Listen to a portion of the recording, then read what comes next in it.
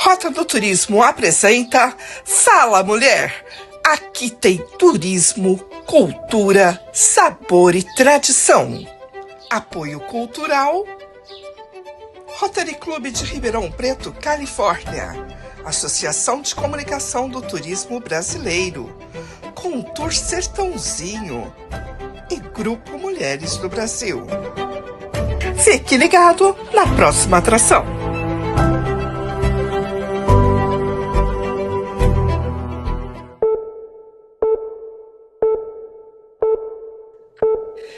Olá! Hoje a Rota do Turismo tem a grata satisfação de conversar com Cássia Paca. Posso dizer que é uma amiga de longa data e uma profissional assim que envolvida, ela é farmacêutica, mas hoje o ponto e o nicho de trabalho dela é o banco de sangue. Mas nada melhor do que a própria Cássia para estar explicando como foi essa história, como que Sertãozinho ganhou ou constituiu esse banco de sangue. É com você, Cássia. Oi, Adriana, é um prazer estar aqui com você. Obrigado pelo convite, né? É um momento muito oportuno para a gente falar um pouquinho disso. Então, a história do banco de sangue, ela é muito antiga, né? Eu, na verdade, fiz a minha formação em farmácia bioquímica, especificamente em análises clínicas, né? E comecei a minha jornada profissional trabalhando na Santa Casa como administradora de materiais. Nesse período em que eu estive na Santa Casa, eu tomei gosto pela administração, né? Até fizemos juntas nosso MBA, né? Eu recordo que foi no ano de 98, 99, foi um dos primeiros na USP Ribeirão, né? E aí foi onde eu, assim, peguei o gosto por essa área administrativa. Eu trabalhava muito em bancada, e aí passei, bancada que a gente fala é a parte dos exames laboratoriais, né?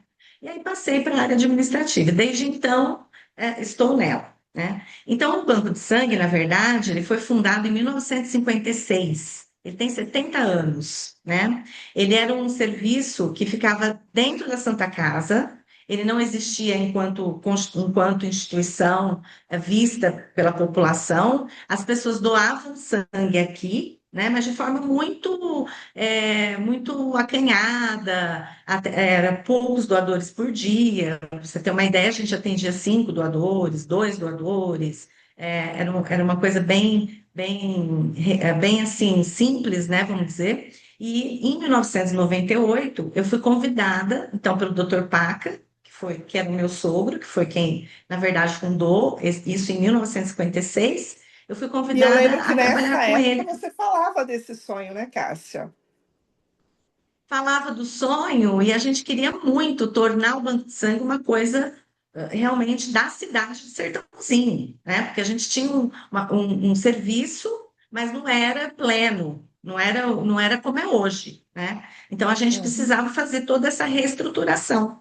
E aí, quando eu assumo, em 1998, quando eu exatamente estava num momento da minha vida bastante intenso, né, com filhos pequenos, mas construindo a minha vida profissional, fazendo minha especialização, né, na área administrativa, e aí eu então assumi o Banco de Sangue com todos os desafios que isso trouxe, que foram gigantes. Essa história, da partir daí, você sabe, você acompanhou uma parte dela, né? E foi muito intenso o trabalho aqui, e isso aconteceu em 98. Quando foi em 2010, ainda a gente estava dentro da Santa Casa, só que maior. Aí já tínhamos crescido, já estávamos maiores, uma visibilidade maior, mas ainda assim colhíamos 8, 9, acho que não mais que isso, doadores por dia. Depois, e atendíamos os pacientes, né? Depois, em 2010, né, o Banco de Sangue ganhou sede própria. Foi aí que a gente veio para a rua, e que hoje é aqui na Rua Epitácio Pessoa, 1401, próximo à prefeitura. E aí, nesse momento, a gente percebeu que mais pessoas perceberam: nossa, mas tem banco de sangue em Sertãozinho? Então a gente não Ganhou sabia. E às visibilidade, vezes né? não sabia, e às vezes ia doar sangue em Ribeirão. Quer dizer, passava pedágio, passava tudo, né? E a gente tinha o sonho de atender a cidade de forma plena, como é a Santa Casa, né, atendendo toda a região, né? Nós atendemos também o Hospital Neto Campelo, né, da cidade. E Uhum. aí a gente conseguiu isso, né, por um apoio da prefeitura, da Santa Casa, uma união de esforços. Aí nós construímos a sede própria, que é aqui, hoje, onde eu falei, e aí passamos a atender 20 doadores, mais ou menos nessa proporção. Hoje, nós estamos novamente, Adriana, por isso que eu falei que é o momento oportuno para falar sobre isso, passando por uma nova reestruturação. Então, o que está acontecendo agora, né? Eu vou deixar isso ainda em stand-by, mas se você quiser, na próxima semana, porque os primeiros a saber serão os nossos colaboradores, né? Mas a gente vai reestruturar novamente o banco de sangue, preparando ele para o futuro. Porque agora nós Perfeito. estamos com uma nova pessoa entrando no quadro aqui do Banco de Sangue, que é o Rafael, que é o doutor Rafael Paca, que é meu filho, e que fez uma especialização bastante robusta, né? Aqui, a residência dele, ele é médico, e a residência dele foi feita aqui no Hospital das Clínicas, aqui em Ribeirão, e ele atende lá, ele é médico contratado lá. Atualmente ele está fazendo o doutorado dele.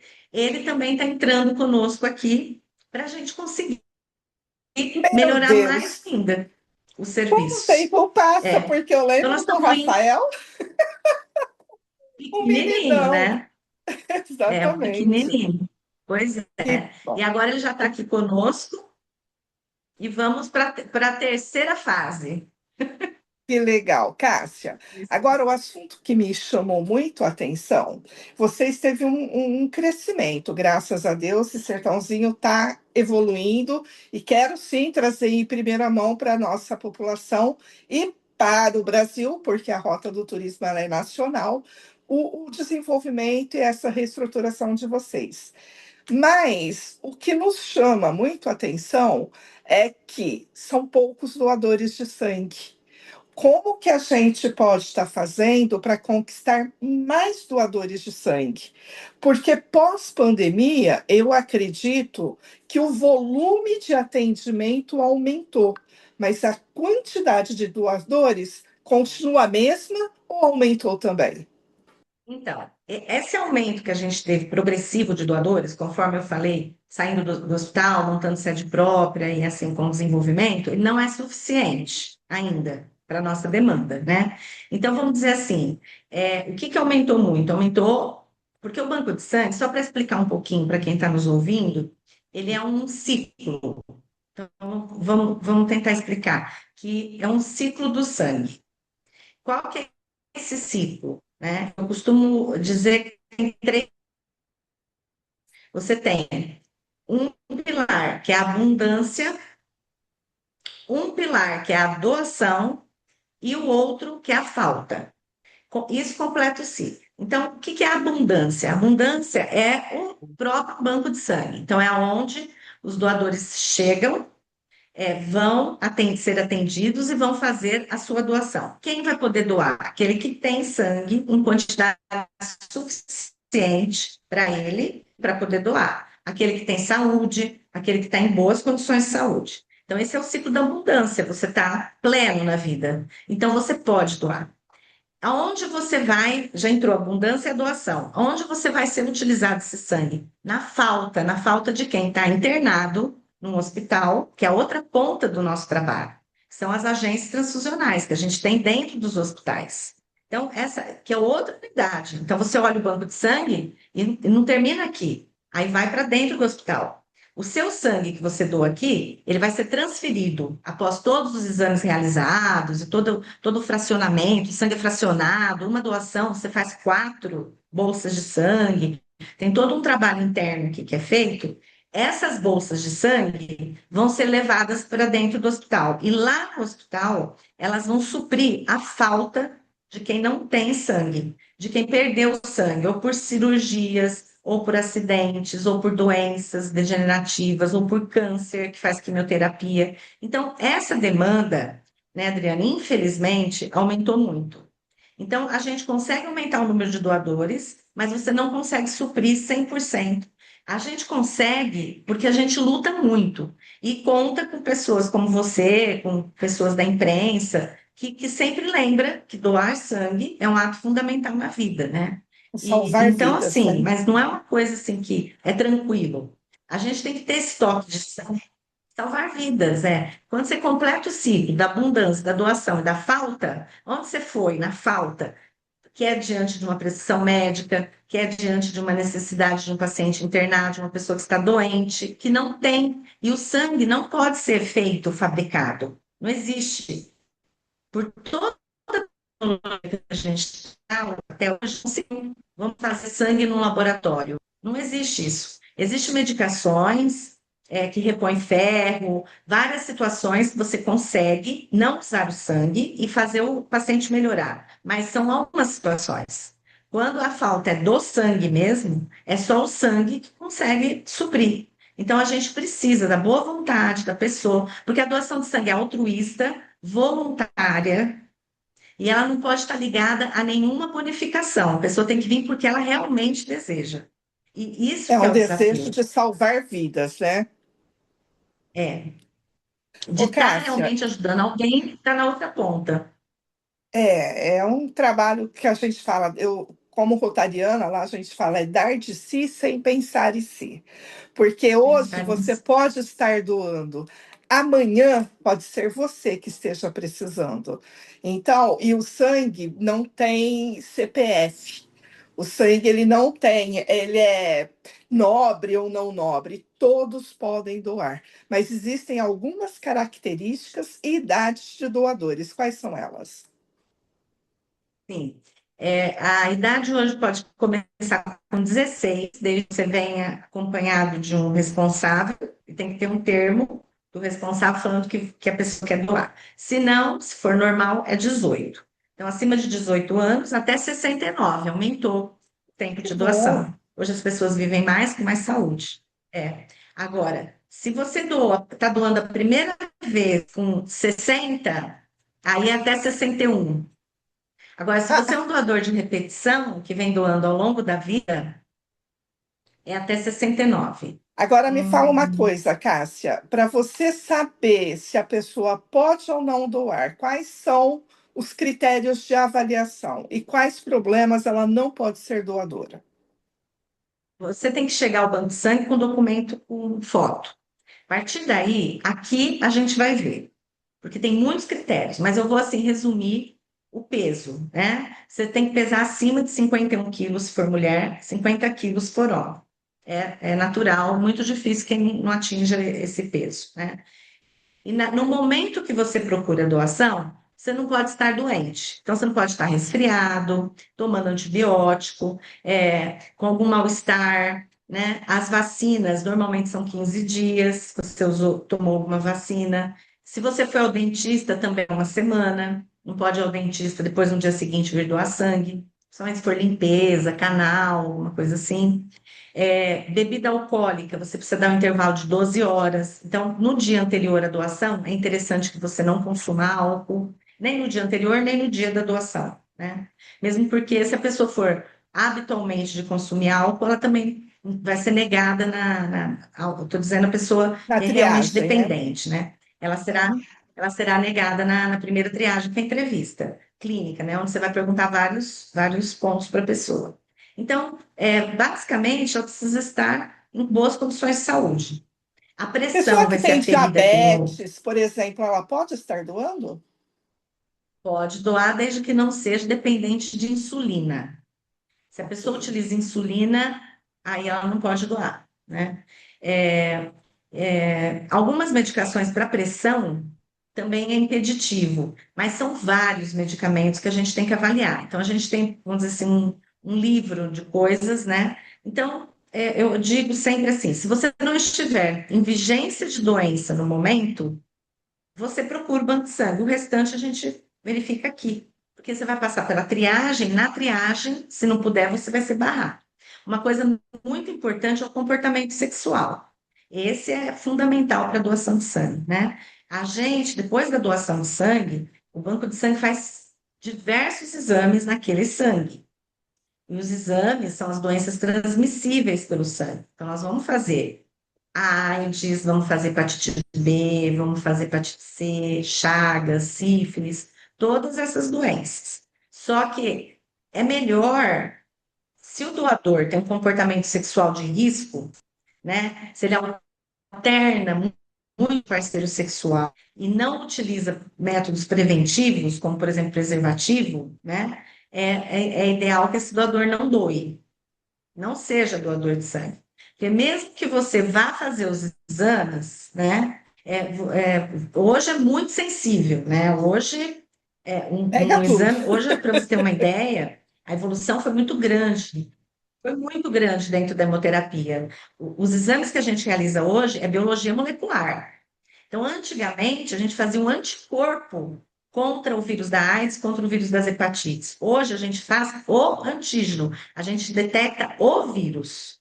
Então, você tem ainda um período de janela, mas janela que a gente fala é entre você ter o contato com a doença e dar positivo no seu exame, sangue. Tem um período entre você ter o contato, ter o vírus e dar positivo. E isso que é Ou perigoso na seja, doação de sangue, né? e a bonificação do banco de sangue, porque você dá um feedback da saúde da pessoa Tudo, que está doando. E não paga nada por isso, né, tudo, Cássio? Então, é uma forma, se é uma nada, doação, você fala que não é nada. bonificada, põe bonificação nisso. Porque se fosse para fazer todos esses exames pago, quanto não ficaria? E é você vai estar fazendo essa doação, recebendo esse laudo, e ao mesmo tempo sabendo que o teu sangue pode estar salvando até 4 vidas. E o doador frequente, qual é o período que ele pode estar doando sangue? Porque não são todos os dias. Existe um período, né? Não, não. Então, existe um período para preservar o doador, que ele precisa recuperar, né? A recuperação é bem rápida, né? Depois que o doador doa, aproximadamente 450 ml, menos de meio litro de sangue, é o que a gente coleta numa bolsinha, né? Ele demora 24 horas para repor a parte líquida do sangue, que é o plasma, por isso que a gente pede, hidrata bastante, porque realmente perde um pouco, né? São quase meio litro. E uma semana para recuperar a parte celular, são as hemácias. Tá bom, aí já recuperou. Ah, então aí pode doar de novo? Não, porque se você ficar fazendo isso constantemente, você expolia o seu corpo. Isso não é interessante. Então, qual que é o prazo de doação? Para o homem é 60 dias e para a mulher 90. Só que no limite de um ano, o homem pode doar 4 vezes e a mulher 3 vezes. Quer dizer, completou um ano, você não pode doar. Por isso que no final do ano, a gente fica numa situação mais complicada. Porque quando vai chegando no final do ano, os doadores de repetição vão completando a doação e eles não podem retornar mais, só no outro ano. Entendeu? Então, isso também é um E é o fator período mais limitante. crítico, né, Cássia? É o período mais crítico, porque aí vem as festas de final de ano e carnaval. E aí, infelizmente, nós ainda temos muitos acidentes nesse período, ou não? Adriana, é muito importante que as pessoas saibam também, que eu ia completar, é o tempo que o sangue tem validade. Então, hoje, com as bolsas de sangue que a gente utiliza aqui, a validade do nosso sangue é de 42 dias. Depois de 42 dias, estou falando do concentrado de hemácias, que é o mais conhecido, que é aquele vermelhinho, né? 42 dias após ter sido colhido, se não for utilizado, ele é descartado. Nossa. Normalmente isso não acontece, porque a gente também tem intercâmbios com outros bancos de sangue, e quando falta num lugar, sobra no outro, a gente faz trocas para não ter problema de você descartar um sangue, né? Porque assim, você não quer descartar um sangue. Por exemplo, o tipo O positivo, O negativo, nunca é descartado. Por isso que os bancos sempre precisam muito, porque usa para qualquer pessoa.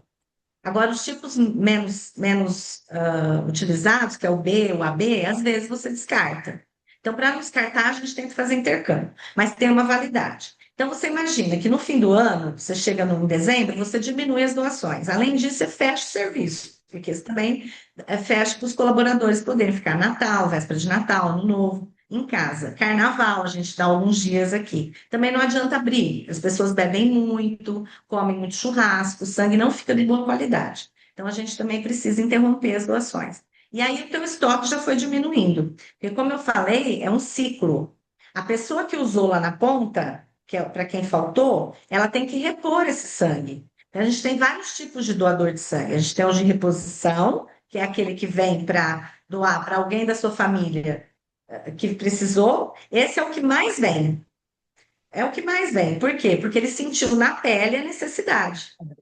Então, Verdade. quando você vai lá e conversa com ele dentro do hospital, com o familiar de quem precisou, porque a gente faz esse trabalho de captação, você conversa com muita generosidade, sabendo do momento que eles estão vivendo, que não é bom, né? Que é um momento difícil, que ninguém usa sangue quando está em situação boa, sempre é crítico o quadro, né, do paciente. A gente, com muito respeito, pede para que ele reponha esse sangue. E aí esses Legal. vêm. Esses vêm. Agora, quando você vai pedir, para sua empresa, você pode doar. E ó, que nós temos programas de captação para as empresas, né? Programas de Uhum. selo da solidariedade, que isso é fantástico também. Empresa Amiga Perfeito, Cássio. Solidariedade. E é muito bonito isso, esse trabalho, né, que é feito. A empresa pode falar, se eu estou preocupada com isso, sabe? Dentro do ESG, na parte de social, uma das formas de você estar enquadrada na parte social da sua empresa não é só a sustentabilidade, é também a doação de sangue. Porque, Qualidade de vida, perceba, né? a doação de sangue também é um processo de sustentabilidade, porque quem tem muito doa para quem não tem. Legal. E eu É, é aproveito um, é um então e já reciclar faço. mesmo. Eu aproveito então, já que você tocou nesse assunto, e já faço um convite para o Banco de Sangue. Na próxima segunda-feira, dia 30, nós estamos fazendo um congresso aqui em Sertãozinho, referente à saúde mental. Por quê? Que é coisa que mais atrapalha uma empresa do que o psicológico da pessoa. E de repente, esse funcionário ele está com um ente querido doente, precisando de sangue, não sabe o que fazer e às vezes não tem coragem de chegar para o empresário ou para o seu líder e relatar esse problema. Isso vai adoecendo esse funcionário. Então, nós estamos trazendo um congresso aqui em Sertãozinho em nome da Associação de Comunicação do Turismo Brasileiro, e nós estamos convidando todos os RHs para estar participando com a gente, e nós vamos estar abrangendo esses problemas e vamos aproveitar a oportunidade também para estar dando um toque sobre a doação do banco de sangue. Convite está feito para você e para toda a sua equipe, tá bom? Cássia, eu Muito agradeço obrigada. imensamente a sua presença. Semana que vem, a hora que você tiver a boa notícia, me liga que a gente faz uma nova entrevista e coloco a Rota do Turismo sempre à sua disposição, porque eu acredito que salvar vidas é um direito de todos e nós podemos contribuir. E a Rota do Turismo está sempre de portas não abertas, mas arreganhadas para o Banco de Sangue de Sertãozinho. Muito obrigada, viu? Eu agradeço muito, Adriana, essa oportunidade, viu? Eu te parabenizo pelo seu trabalho, por tudo que você tem feito aí pela cidade, né? Que a gente sabe que você é bem ativa. E estou à disposição para novas entrevistas. E semana que vem quero muito falar de novo sobre esse momento que a gente vai estar vivendo agora. Será um Viu? Obrigada a prazer. todos os ouvintes. Obrigada. Rota do Turismo apresenta Fala Mulher. Aqui tem turismo, cultura, sabor e tradição.